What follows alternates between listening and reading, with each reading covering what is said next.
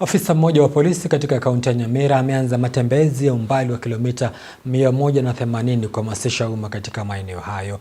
Matembezi ambayo yameitwa Community Policing Peace Walk 2026 yanatarajia kuchukua siku 10. Lengo likiwa ni kuimarisha uhusiano baina ya jamii na polisi. Mpango huu umepata uungwaji mkono kama njia mojawapo ya kurejesha uhusiano mwema baina ya polisi na maafisa wale ambao ni wa polisi.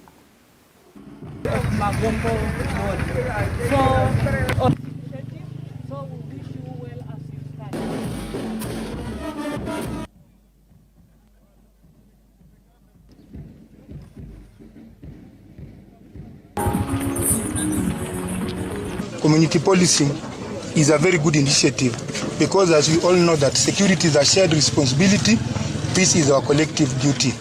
Let us collaborate for peaceful coexistence. Let us build strong social bonds so that we can serve each other better. Tunafanya community policing.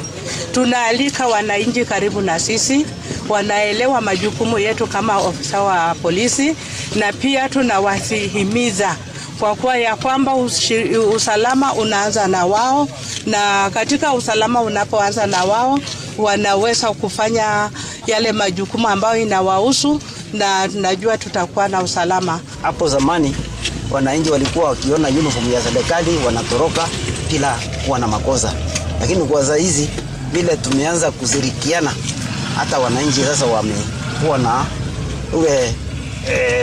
uhusiano mzuri.